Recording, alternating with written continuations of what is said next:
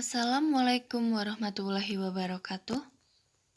Halo semua, salam kenal. Saya Nadifa Gita Salsabila, NIM 01905047 dari Prodi Informatika Universitas Perwira Purbalingga. Dalam video ini, saya akan membahas tentang faktor manusia dari mata kuliah Interaksi Manusia dan Komputer dengan dosen Jeffrey Prayitno, Eskom MMSI. Berikut pembahasannya.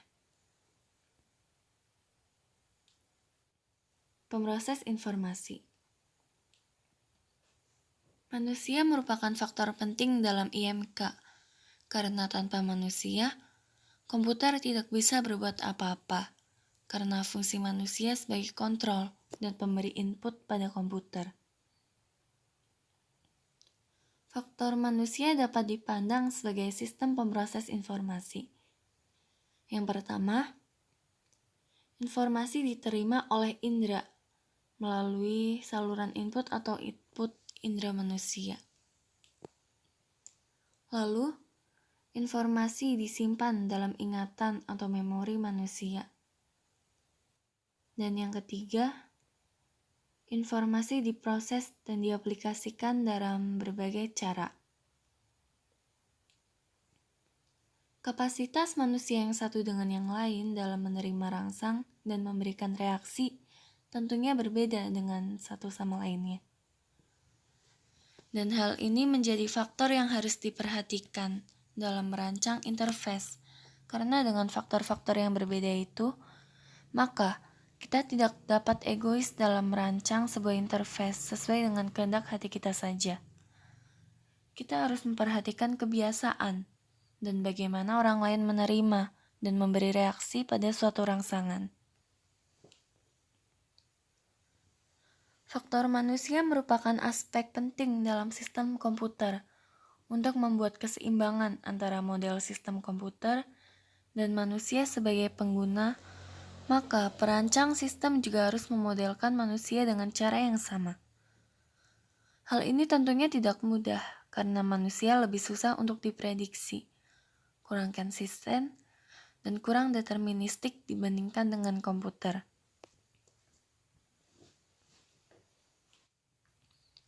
Perbandingan manusia dan komputer. Kecakapan manusia meliputi estimasi, intuisi, kreativitas, adaptasi, kesadaran serempak, pengolahan abnormal atau perkecualian, memori asosiatif, pengambilan keputusan non-deterministik, pengenalan pola, pengetahuan duniawi, dan kesalahan manusiawi. Lalu, kecakapan komputer yang meliputi kalkulasi akurat, deduksi logika, aktivitas perulangan, konsistensi, multitasking, pengolahan rutin, penyimpanan dan pemanggilan kembali data, pengambilan keputusan deterministik, pengolahan data, pengetahuan domain, dan bebas dari kesalahan.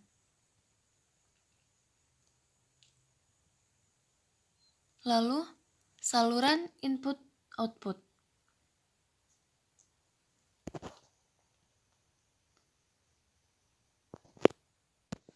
Saluran input-output yang pertama adalah penglihatan. Penglihatan adalah indera utama dalam menerima input informasi dari komputer, bagi yang tidak terganggu penglihatannya. Dengan melihat, kita dapat memperoleh informasi mengenai wujud suatu benda secara langsung. Ada beberapa hal yang mempengaruhi mata dalam menangkap suatu informasi. Yang pertama adalah luminance, cahaya yang dipantulkan dari suatu objek.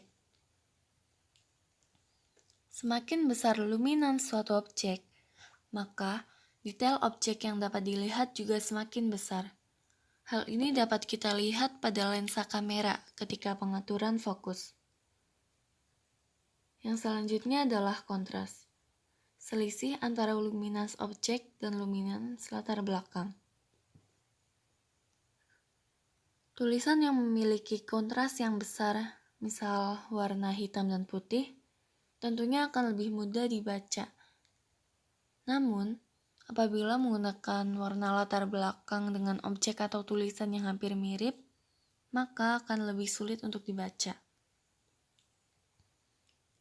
Lalu yang ketiga adalah kecerahan, yaitu tanggapan subjek pada cahaya.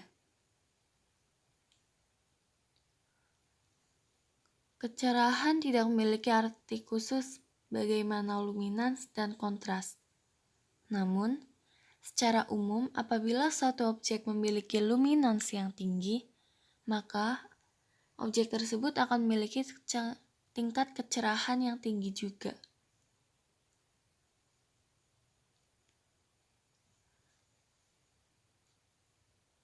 Yang berikutnya adalah sudut dan ketajaman penglihatan, yaitu sudut yang terbentuk oleh objek dan mata.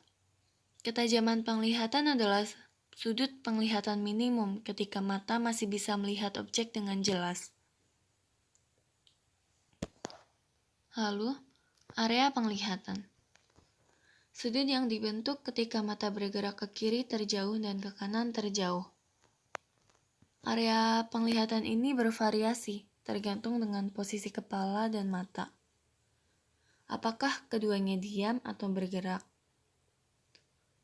Untuk penjelasannya dapat kita lihat pada gambar di samping. Dapat dilihat bahwa pada gambar A di mana mata dan kepala dalam area penglihatan dua mata binocular vision terletak pada sudut 62-70 derajat. Ada pH dan satu mata monografi center pada sudut 94-104 derajat. Di luar itu, merupakan area buta atau blind spot. Kemudian yang terakhir adalah warna. Warna merupakan bagian kecil dari spektrum elektromagnetik. Panjang cahaya nampak berkisar pada 400 hingga 700 nanometer, yang berada pada daerah ultraviolet hingga inframerah. Sensitivitas manusia terhadap warna tidaklah sama dengan area penglihatannya. Berdasarkan penelitian dan sudut area penglihatan, mata kurang sensitif terhadap warna merah, hijau, dan kuning.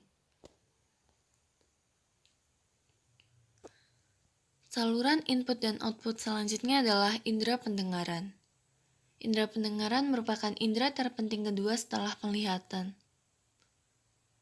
Karena dengan indera pendengaran ini, orang yang mengalami gangguan pada penglihatan masih dapat mengetahui atau menerima input dari luar atau dari komputer. Dalam hal ini, indera pendengaran merupakan pengganti dari indera penglihatan. Contohnya, dalam sebuah sistem yang dapat membacakan tulisan atau saat kita mendengar lagu tanpa melihat pun, kita dapat menerima input dari komputer tersebut. Lalu, indera selanjutnya adalah indera sentuhan. Indera yang bekerja dengan melakukan sentuhan pada suatu benda. Indera ini membantu tunanetra membaca dengan menggunakan huruf Braille. Dengan konsep ini, seorang tunanetra dapat membaca buku atau membaca sebuah tulisan dengan menggunakan huruf Braille. Aplikasi pada komputer dapat kita lihat pada keyboard yang menggunakan huruf Braille, sehingga orang tunanetra pun dapat menggunakan keyboard ini. Lalu, yang selanjutnya adalah perasa dan penciuman. Indera yang belum memiliki peran dalam hubungan dengan komputer. Indera perasa dan penciuman ini belum memiliki manfaat khusus, karena dalam perancangan suatu sistem komputer, indera ini bukan merupakan indera yang utama. Namun, indera ini juga merupakan indera yang kedepannya dapat dijadikan sebagai bahan pengujian dan pengembangan input baru. Jenis memori manusia. Yang pertama adalah memori sensorik. Memori sensorik merupakan memori untuk menampung masukan atau input sementara. Memori ini dibagi menjadi 3. Yang pertama yaitu memori ikonik. Memori ini berupa indera visual atau penglihatan. Selanjutnya ada memori ekoik yang berupa indera pendengaran. Lalu memori haptik yang merupakan indera peraba. Karena terbatasnya kapasitas memori sensorik, tidak semua informasi dapat diolah. Hanya sebagian informasi yang dapat diteruskan ke tipe memori lain yang lebih permanen. Sebagiannya lagi akan hilang tertimpa setiap kali diperoleh informasi baru. Contoh dari memori ini adalah orang atau mata kita menerima cahaya yang terlalu terang. Tentunya secara refleks mata kita akan menutup. Ini merupakan kerja memori sensorik tanpa harus menggunakan otak untuk berpikir.